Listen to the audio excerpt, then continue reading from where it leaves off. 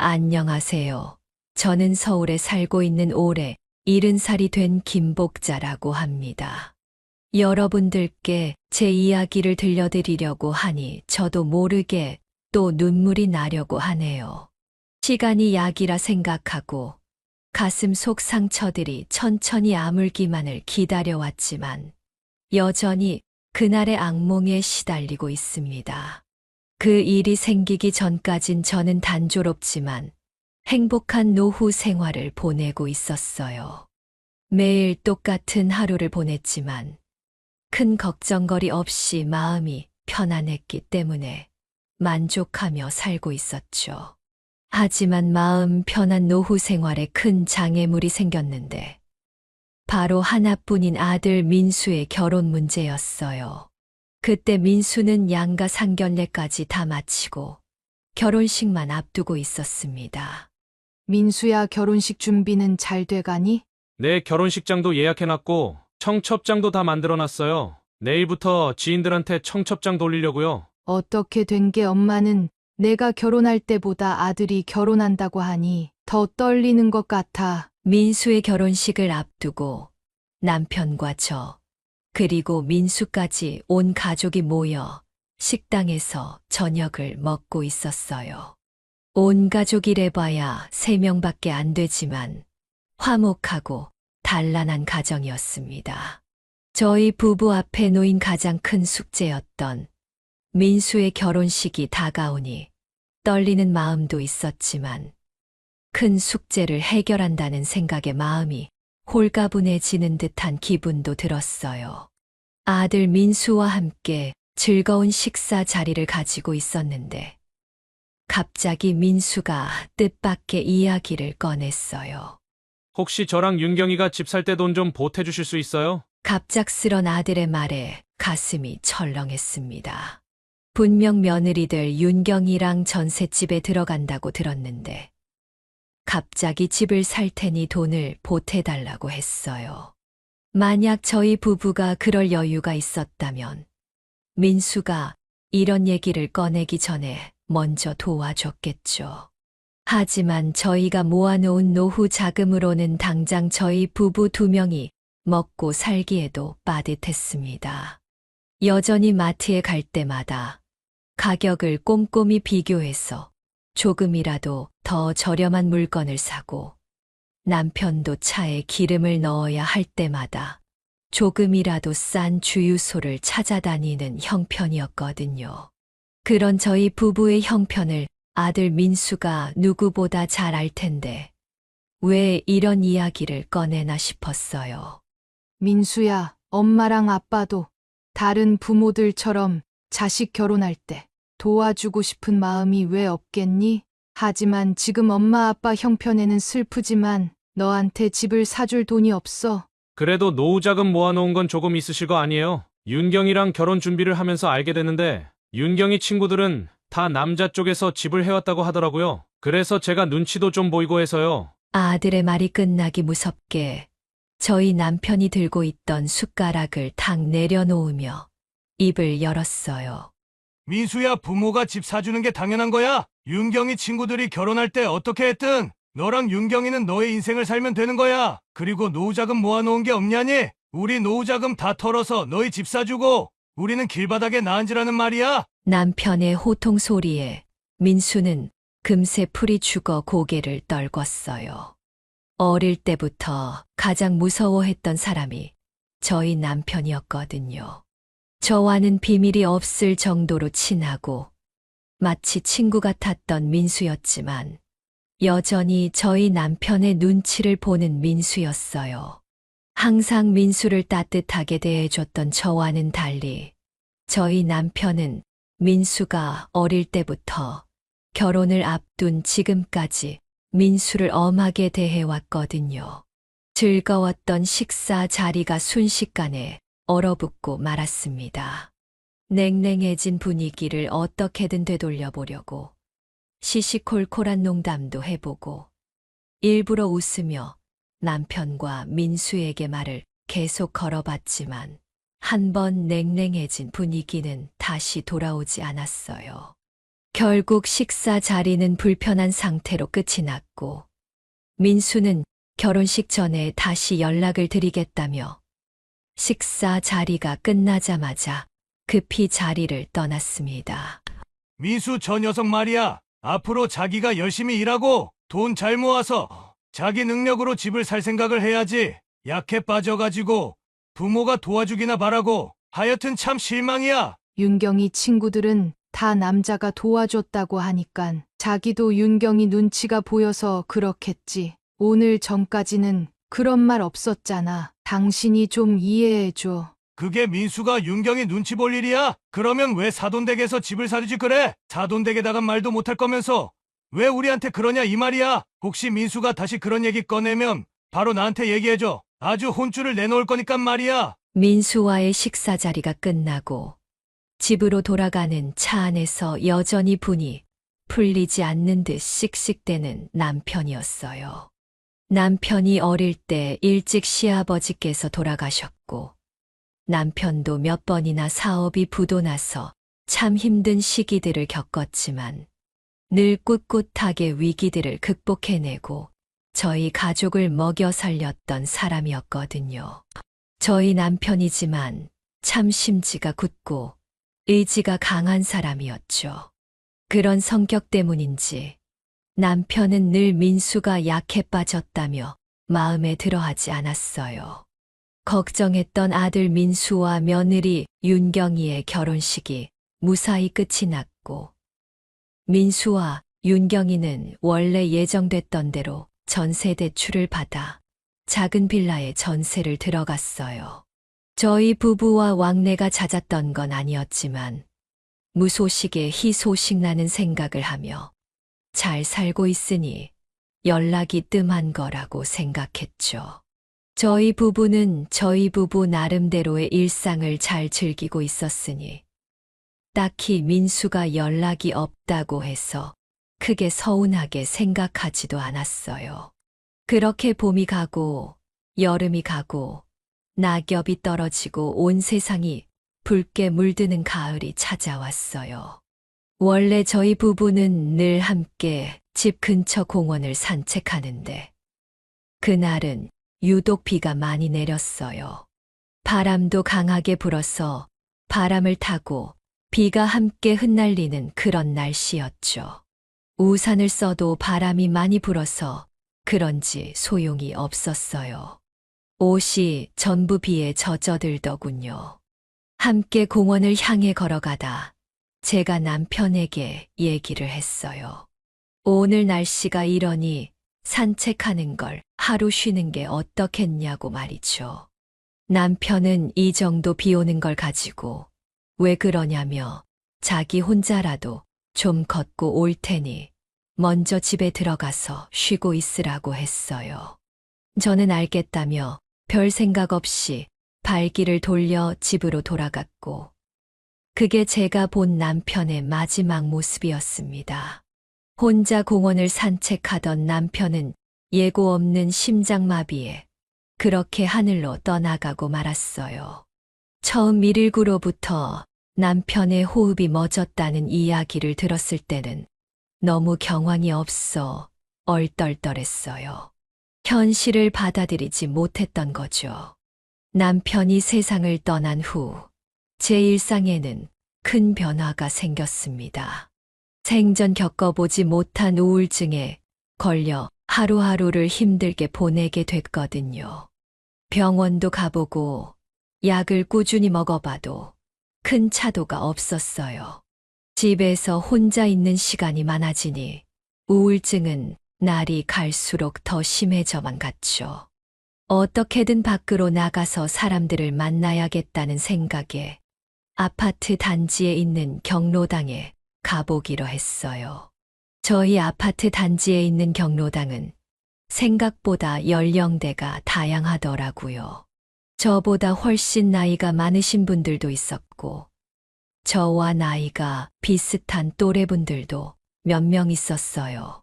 자연스레 저와 나이가 비슷한 친구 한 명과 가깝게 지내게 됐어요. 지금은 어느새 제 가장 친한 친구 중 한 명이 된 미숙이었죠.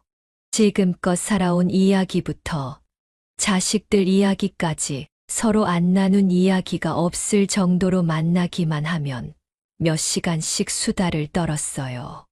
부동산에 관심이 많았던 미숙이는 늘 저를 만날 때마다 부동산 얘기를 빠지지 않고 했어요. 늘 제게 투자를 권유했지만 혹시 투자를 했다 잘못되면 어쩌나 걱정이 되던 저는 늘 망설이고만 있었죠. 남편이 세상을 떠나고 난 후 남편이 따로 돈을 모아놨던 통장이 있다는 걸 알게 됐지만 함부로 쓰기엔 겁이 났거든요.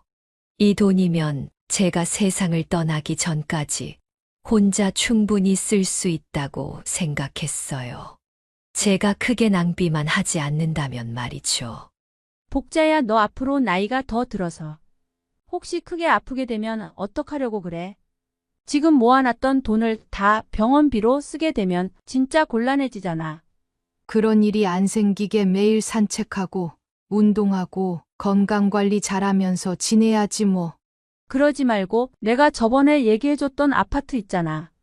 거기 지금 공실이 많아서 가격이 많이 내렸거든. 지금 사놓고 딱 10년만 기다리면 몇 배로 뛰어 있을 거야. 나 한 번만 믿어봐. 정말이라니깐. 귀가 얇은 제 성격 탓인지 미숙이가 하는 말이 참 믿음직스럽게 들렸어요. 굳이 저한테 잘못된 정보를 줄 이유도 없고 만약 미숙이 말대로 아파트 가격이 안 오르더라도 거기서 나오는 월세만 받아도 이득이라는 생각이 들었거든요. 그런데 제가 아파트를 구매한 이후 한참 동안 세입자가 구해지지 않았어요. 미숙이는 그냥 신경 쓰지 말고 몇 년만 묵혀두면 된다고 했지만 제 노후 자금을 거의 다 쏟아 넣었는데 월세가 안 들어오니 마음이 많이 초조해지더라고요. 돈에 쫓기는 듯한 기분이 들었어요. 이 집을 지금이라도 다시 팔아야 하나 밤에 잠을 못 이룰 정도로 고민이 되더라고요. 이렇게 큰 고민에 빠지니 저희 아들 민수가 생각났습니다. 제 고민을 털어놓을 사람이 필요했거든요. 엄마 지금 집 내놔도 당분간은 안 팔릴거려. 요새 부동산 경기가 안 좋아서 거래가 잘 이루어지지 않는다고 하더라고요. 민수야, 그러면 엄마가 어떻게 하면 좋을까? 세입자도 생각대로 잘 안 구해지고 그렇다고 집을 팔려고 하니 팔리지도 않고 당장의 생활비는 필요한데 너무 걱정이 돼서 밤에 잠이 잘 안 와. 민수라고 해서 뾰족한 해결 방법이 있을 리는 없었어요. 민수가 해결해 줄 수 있는 문제도 아니었고요. 민수는 잠시 생각에 빠지는 듯 몇 초 동안 아무런 말이 없다가 다시 말을 이어나갔어요. 그러면 엄마, 저랑 윤경이가 거기 들어가서 살면 안 돼요? 너랑 윤경이가 그 집에 들어간다고? 네, 마침 저희 전셋집도 계약기간 거의 끝나가거든요. 집 비워놓을 바에야 차라리 저희가 들어가서 살면 좋지 않겠나 싶어서요. 지금 저희가 사는 빌라보다 훨씬 깨끗하고 집도 넓잖아요. 민수의 말을 듣자 마음속 체증이 확 내려가는 기분이었어요. 당장의 생활비 문제가 해결되는 거니 마음을 조금 놓을 수 있겠다 싶었어요. 그리고 아들과 며느리가 그 집에 들어가서 살게 되면 집을 엉망으로 쓸 염려도 없으니 일석이조 같았어요. 그런데 민수는 이번에도 저를 놀라게 만들었습니다. 민수야, 그러면 너랑 윤경이가 그 집에 들어오면 엄마가 월세 좀 깎아줄게. 부동산에 내놓은 것보다 매달 10만 원 정도 깎아줄 테니까 들어와서 마음 편하게 살아. 네. 월세를 받으신다고요? 저 엄마 아들 민수인데요. 월세 얘기에 황당해하는 민수의 반응을 보니 다시 가슴이 덜컥 내려앉는 것만 같았어요. 월세는 전혀 생각하지도 않았다는 민수의 말이 마치 비수처럼 날아와 제 가슴에 꽂히더군요. 제 형편을 뻔히 알고 있을 텐데 말이에요. 민수야, 엄마가 형편이 좀 괜찮으면 너희한테 월세를 안 받을 텐데 엄마가 모아놓은 노후 자금을 몽땅 그 집 사는데 다 써버렸어. 당장 월세 안 받으면 다음 달 생활비도 부족해서 안 받을 수가 없을 것 같아. 정말 미안한데 공짜로는 조금 어려울 것 같아. 그럼 저희가 굳이 그 집에 들어갈 이유가 없잖아요. 다른 집에 월세 주고 들어가는 거랑 그 집에 월세 주고 들어가는 거랑 똑같잖아요. 그래도 엄마가 시세보다 조금 저렴하게 월세 받을게. 그러니까 조금이라도 월세를 줘야 엄마가 생활비를 마련할 수 있어. 이야기를 더 이어나갔지만 민수와의 생각 차이를 좁힐 수는 없었어요. 저는 제 아들이지만 월세를 안 받을 수가 없는 상황이었고, 민수는 아들한테도 월세를 받으려는 저를 섭섭하게 생각하는 듯 했거든요. 별 다른 진전 없이 통화는 끝이 났어요. 아들한테도 월세를 받을 수밖에 없는 제 처지가 처량하게 느껴지더군요. 부모가 돼서 뭐 하나 도와준 게 없다는 생각에 또다시 큰 우울감이 몰려왔어요. 그로부터 한 5분이 지났을 때였어요. 다시 아들 민수한테 전화가 왔습니다. 엄마, 제가 윤경이랑 얘기를 좀 해봤는데요. 좋은 방법이 생각났어요. 좋은 방법, 다른 해결책이 있어? 저희가 월세 안 내는 대신 엄마 모시고 살게요. 저희 돈으로 생활비 같이 쓰면 엄마도 생활비 걱정 안 하셔도 되고, 아니면 차라리 지금 살고 있는 집을 월세 내놓고 그 집에서 저희랑 같이 살면 월세도 받을 수 있고 저희랑도 같이 살 수 있잖아요. 민수야, 그럴 수만 있다면 나야 더 바랄 게 없지. 근데 너는 내 아들이니까 괜찮은데 윤경이가 엄마랑 같이 지내는 게 불편하지 않을까 조금 걱정이 되는데. 윤경이도 괜찮을 거예요. 제가 먼저 이 얘기 꺼낸 게 아니라 윤경이가 먼저 얘기 꺼냈거든요. 같이 엄마 모시고 살면 해결되는 거 아니냐면서요. 요즘 세상에 자기가 먼저 부모를 모시고 살겠다는 사람이 흔치 않은 건 사실이잖아요. 사실 아들 입장에서는 월세를 아낄 수 있으니까 그렇게 말하는 걸 수도 있지만, 제 입장에서는 지금 살고 있는 집에서 월세를 받으면 구대 아들한테 월세를 안 받아도 되는 거고, 무엇보다 아들과 며느리랑 같이 살면 제가 앓고 있는 우울증에도 큰 도움이 될 것 같다고 생각했어요. 항상 사람이 그리웠던 저였거든요. 아들네와 같이 살기 시작한 한두 달 동안은 큰 문제가 없었어요. 아들과 며느리는 맞벌이를 했기 때문에 크게 부딪힐 일이 없었거든요. 그리고 무엇보다 아들과 며느리와 함께 아침과 저녁을 같이 먹을 수 있다는 게 너무 행복했어요. 혼자서 아무리 맛있는 음식을 먹어도 다른 사람과 함께 먹는 평범한 식사보다 못하다는 걸 느꼈거든요. 밥을 먹으며 같이 대화를 나눌 상대가 있다는 게 무척이나 행복했습니다. 그리고 그 상대가 아들이랑 며느리라서 더할 나위 없이 좋았어요. 그런데 며느리 윤경이가 아이를 가지면서부터 그런 생활에 금이 가기 시작했습니다. 아들과 며느리가 맞벌이를 하니 제가 집안일을 조금씩 도와줬었거든요. 아들과 며느리가 출근하고 나서 혼자 집에 있을 때 청소도 하고 빨래도 해놓고, 아들과 며느리가 들어오기 전에 저녁 준비도 제가 먼저 나서서 도와줬어요. 물론 제가 다른 약속이 있어서 집안일을 못하면 그날은 며느리 윤경이가 집안일을 했죠. 하지만 윤경이가 임신을 하면서부터 저를 대하는 태도가 180도 달라지기 시작했습니다. 사실 여자분들이라면 아시겠지만 임신 초기에는 배도 불러오지 않고 입덧도 그렇게 심하진 않아요. 일상생활을 하는데도 큰 문제도 없고요. 하지만 윤경이는 임신을 하자마자 집안일에 손을 완전히 놓기 시작했어요. 아니, 어머니! 오늘 청소 안 하셨어요? 집이 왜 이렇게 더러워요? 오늘 오랜만에 친구랑 약속이 있어서 나도 조금 전에 들어왔어. 오늘 같은 날에는 윤경이 너가 좀 해주면 안 될까? 평소에는 엄마가 알아서 다 하잖아. 지금 임신한 저보고 집안일을 하라는 거예요? 제 뱃속에 아이가 있다고요. 다른 사람 아이고 아니고 민수 씨 아이예요. 어머니 손주라고요. 윤경아, 너 임신 소식 들은 지 이제 3일밖에 안 됐잖아. 아직은 배도 안 불렀고 일상생활하는 데는 별다른 지장이 있는 건 아니잖니. 출산이 다가오면 당연히 몸 조심해야 하는 게 맞지만 지금 청소 정도 하는 건 괜찮은 거 아니니? 제가 몸 움직이다가 혹시라도 아이가 잘못되기라도 하면 어머니께서 책임지실 거예요. 그러실 것도 아니면서 어쩜 그렇게 뻔뻔하게 얘기를 하세요? 어처구니 없는 며느리의 말에 저도 모르게 목소리가 높아졌습니다. 저도 민수를 임신하고 낳아본 엄마의 입장에서 며느리 윤경이의 얘기가 참 황당하게 들리더군요. 그리고 무엇보다 괘씸했던 건 윤경이의 태도였어요. 저한테 부탁하듯이 얘기했으면 저도 그렇게 목소리를 높이지 않았을 거예요.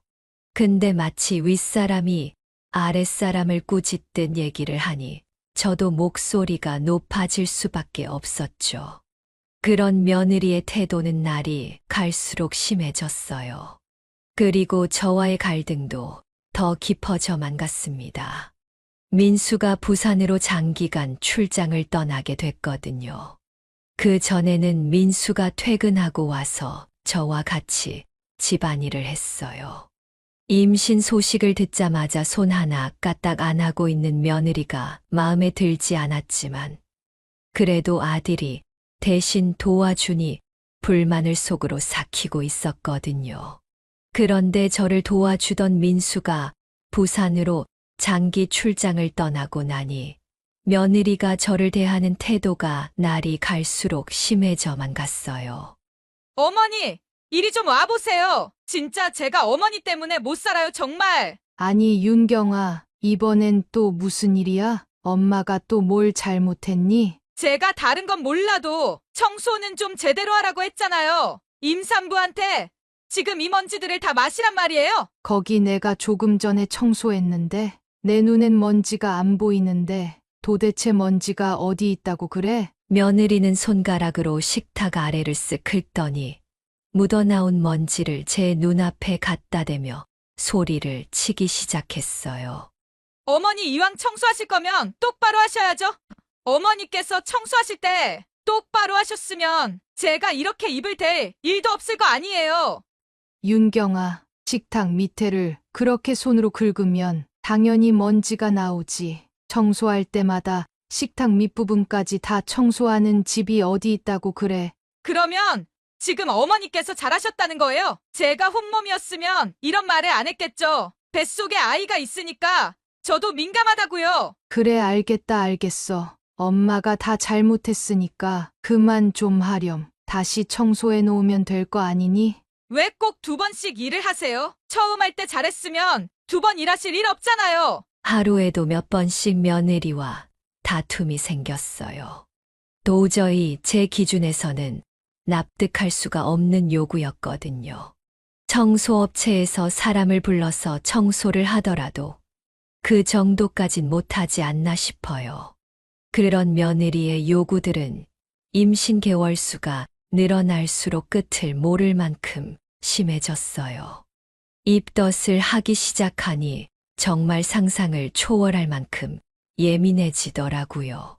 아니 어머니, 이 국에 도대체 뭘 넣으신 거예요? 안 그래도 입덧 심한데 자꾸 헛구역질이 나오잖아요. 윤경아, 너가 오늘 입덧 심하다고 점심도 안 먹고 공복인데 갑자기 음식을 먹으니깐 그런 거야. 입덧이 있더라도 굶지 말고 조금씩은 음식을 먹어야 해. 지금 저를 가르치려고 드시는 거예요? 제가 왜 점심을 굶었겠어요? 도저히 어머니께서 만든 음식이 맛이 없어서 못 먹겠으니까 굶은 거예요. 저를 좀 배려해서 음식 만드시면 어디 덧나요? 너가 요즘 입덧이 심하다고 해서 네가 평소에 잘 먹고 좋아하던 음식 위주로 만들었는데도 그런 식으로 얘기하면 엄마가 너무 서운하지. 아, 필요 없고 제가 다음날 뭐 먹을지 전날에 미리 다 적어서 갖다 드릴 테니까 제가 만들라는 음식만 만드세요. 그러면 다 해결될 거 아니에요. 이젠 도저히 저도 참고 사는데 한계가 왔어요. 마음 같아선 며느리의 저 못된 버릇을 단단히 고쳐주고 싶었는데 어느새 출산이 가까워졌으니 이때까지 참은 김에 조금만 더 참자 싶었죠. 출산만 하고 나면 그때까지 제가 말 안 하고 꾹 참아왔던 얘기들을 모조리 쏟아낼 생각이었어요. 그러던 어느 날이었어요. 며느리가 출산이 임박했고 걱정이 됐는지 사돈댁이 우리 집을 방문한다고 하더군요.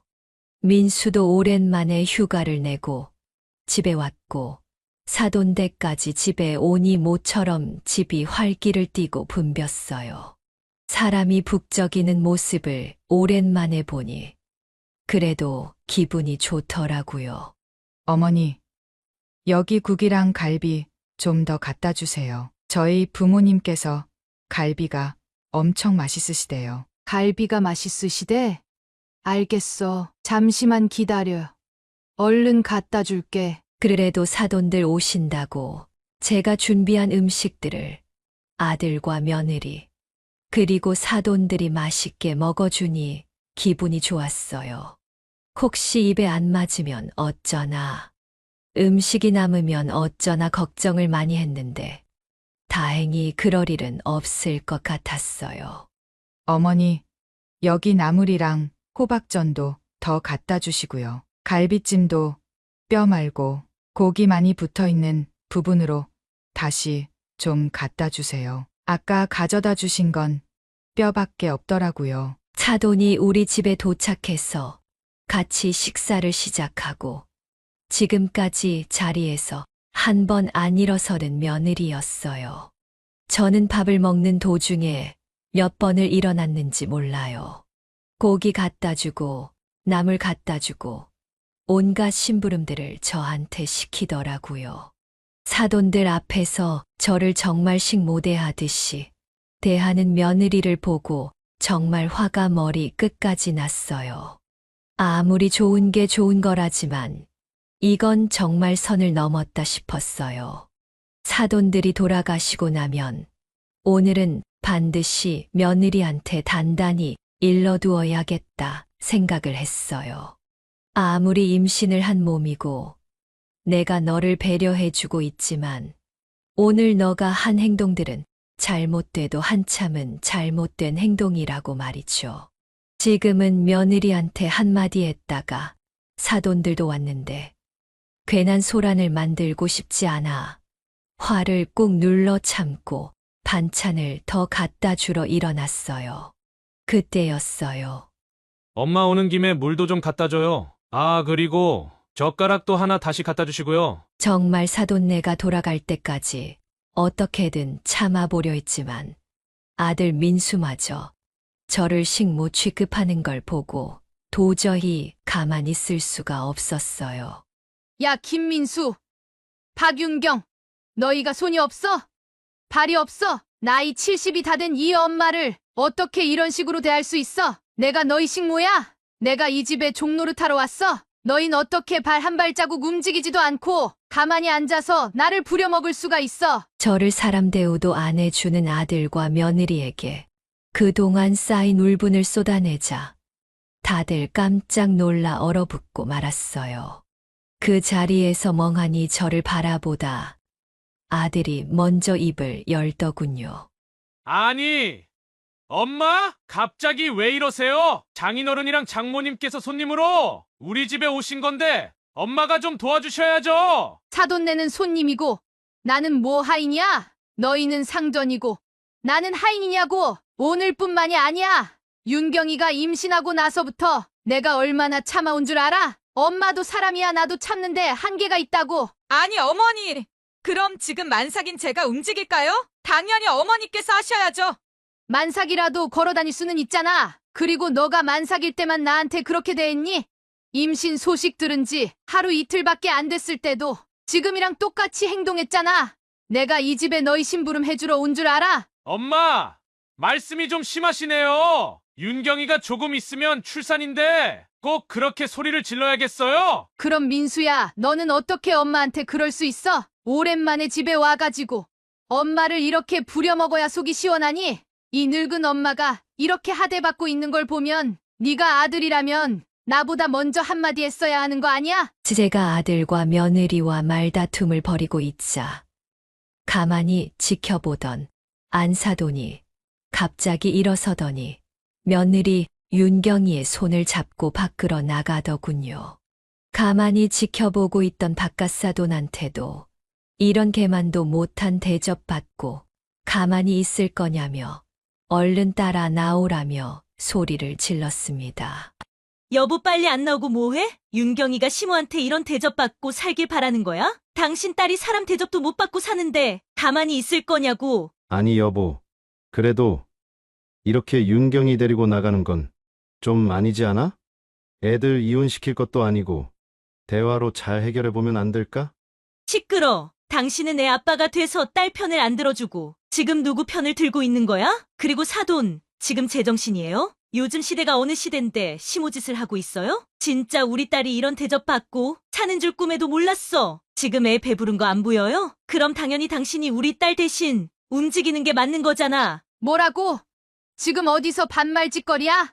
오늘 한 번만 이랬으면 내가 말도 안 꺼냈을 거야. 내가 그동안 얼마나 참고 살았는지 알아? 그리고 당신이 진짜 딸 부모라면 지금 딸 편을 들면 안 되는 거야. 내가 어디 식모도 아니고 오늘 하루 종일 당신네들 밥 먹는 거 서빙이나 하고 있어야 돼. 오늘 당신이 먹은 음식도 어제부터 다 내가 혼자 준비한 거야. 상 차리고 수저 놓는 것도 나 혼자서 다 했고 오늘 밥 먹다가 10번도 더 넘게 일어났어. 근데 그걸 보고도 너희 딸 편을 드는 거야? 그럼 우리가 손님인데 당신이 그 정도는 해야 하는 거 아니야? 어디서 손님 대접을 이런 식으로 하는 거야? 어휴 진짜 딸집에 왔다가 봉변을 다 당하고 가네. 뭐라고?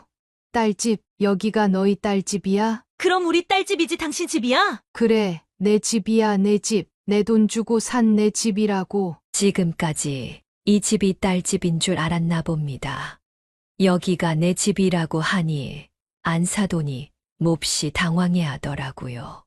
내가 내 집에 월세도 안 받고 너희 딸 살게 해주는데 내가 이런 대접 받아야 해? 지금 당장 너희 딸 데리고 나가. 거기 바깥사돈도 빨리 따라 나가세요. 진짜 안 나가면 경찰 부를 거니까 1분 만에 나가라고요. 아니 엄마 그렇다고 장인어른이랑 장모님을 쫓아낼 것까진 없잖아. 내가 먼저 쫓아냈니? 자기가 먼저 윤경이 손잡고 나가려고 했잖아. 그런다고 진짜 나가라고 하면 어떡해? 윤경이 나가면 나랑 엄마랑 둘이서 이 집에서 살아라는 말이야? 그런 말이냐고. 그래, 너 말 한번 잘했어. 넌 엄마가 이 꼴을 당하고 있는데도 윤경이 편 들고 사돈들 편을 드는 거야? 난 너 같은 자식 필요 없으니 너도 같이 나가. 그냥 나 혼자 사는 게 차라리 속 편할 것 같으니까 너랑 윤경이 모두 짐 싸서 나가. 아니 엄마 지금 잠시 기분 나쁘다고 그렇게 다 내쫓으면 어쩌자는 거야? 잠시라고? 잠시.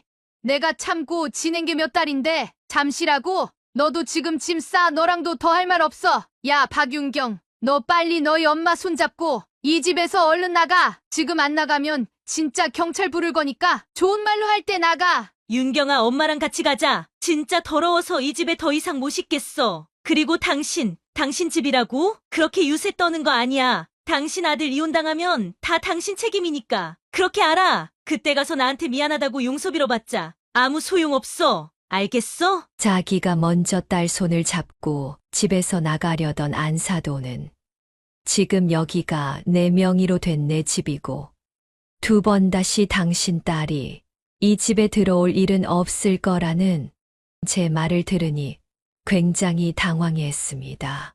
하지만 거기서 물러나면 저한테 지는 거라고 생각했던 것 같아요. 망설이는 며느리 윤경이의 손을 잡고 결국 제 집에서 나갔어요. 한바탕 소란이 끝난 후 저는 진이 다 빠져 멍하니 앉아 있었어요. 조금 있다 아들 민수가 집에 들어오더군요. 집을 나가려는 사돈과 며느리를 끝까지 붙잡고 밖에까지 따라 나가서 마지막까지 설득을 하고 들어온 모양이었어요. 아들은 거친 호흡을 가다듬더니 한숨을 푹 쉬고 저한테 말을 걸었어요. 엄마 이제 어떻게 할 거야? 진짜 이렇게까지 해야 돼. 이렇게 하면 엄마 속이 시원해. 나랑 윤경이는 앞으로 어떻게 하라는 거야? 우린 어디 가서 살아라는 거야? 민수야, 네가 집에 없는 동안 윤경이가 엄마한테 어떻게 했는지 너가 알기나 해. 아니 뭘 어떻게 했길래 오늘 그런 행동을 한 거야? 저는 우리 아들 민수에게 그동안 제가 며느리에게 당해왔던 일들을 샅샅이 얘기해 줬어요.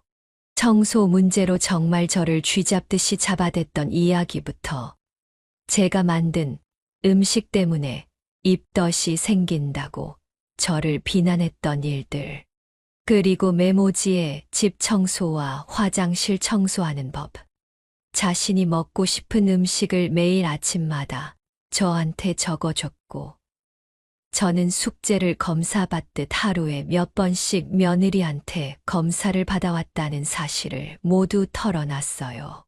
며느리가 시킨 대로 집안일을 하는 동안 며느리는 거실 소파에 누워 저한테 눈길 한 번 안 주고 TV를 보고 있었던 사실까지 전부 다 얘기를 했죠.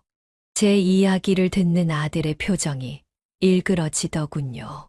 그러면서 이때까지 아무것도 눈치채지 못한 자기가 문제였다며 앞으로는 절대 이런 일이 반복되지 않도록 하겠다며 한 번만 며느리를 용서해달라고 제게 부탁을 했습니다.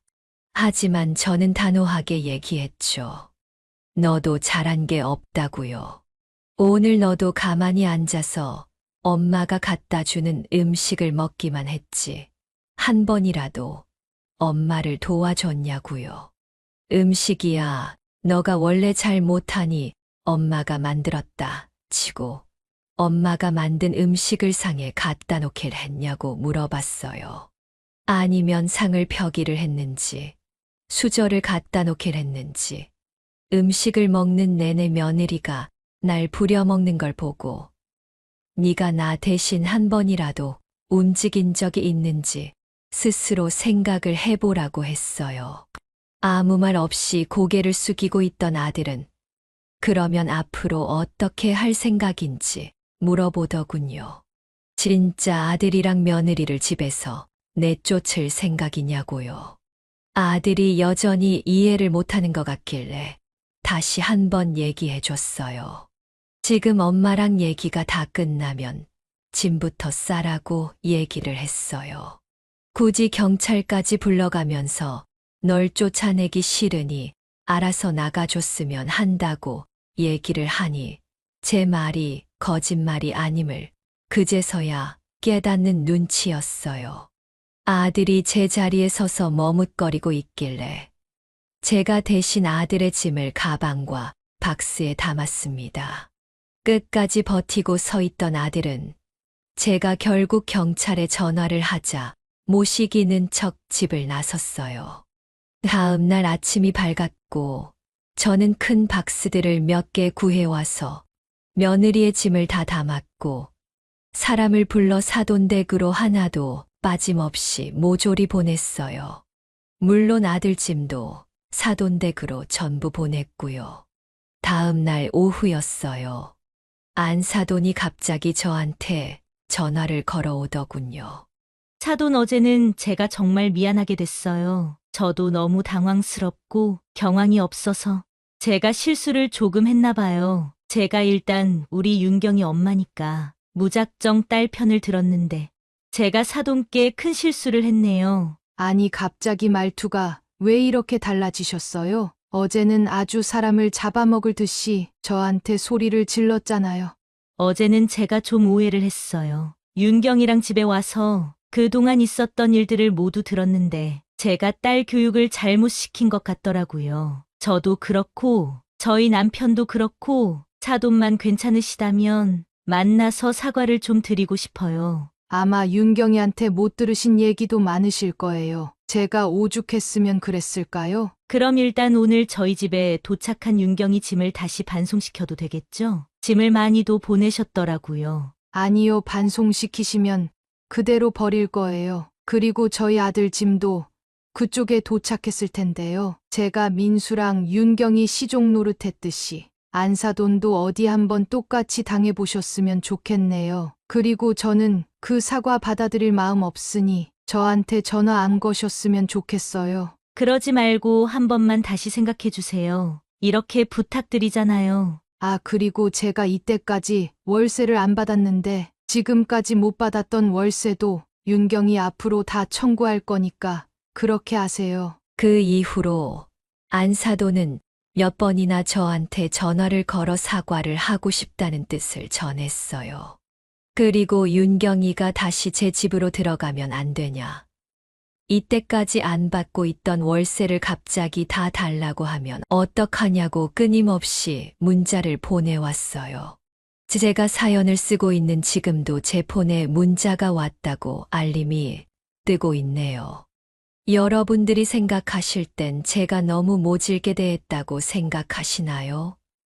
세상이 아무리 변했다고 하지만 제가 며느리한테 오히려 심호짓을 당할 줄이야 정말 상상도 못했어요.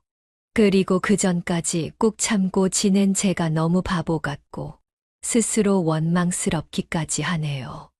여러분들께서는 저처럼 당하고만 사시지 마시고 잘못된 일이 있으면 꼭 잘못됐다고 얘기를 할 수 있는 사람이 되었으면 합니다. 한 번, 두 번 그냥 넘어가니 사람을 더 만만하게 보는 것 같더라고요. 혹시 제가 한 행동이 잘못됐다고 생각하시거나 조금 지나쳤다고 생각하시는 분들이 계시면 댓글로 생각을 한번 적어주세요. 혹시 그런 의견들이 타당하다고 생각이 들면 저도 용기를 내서 며느리와 사돈을 용서하고 미안하다 사과를 할 생각입니다. 그리고 제 행동과 결정이 옳다고 생각되시는 분들도 저에게 위로가 되는 메시지를 댓글로 남겨주시면 정말 큰 힘이 될 것 같습니다. 지금까지 제 사연을 들어주셔서 감사드리며 저는 이만 물러가겠습니다. 감사합니다.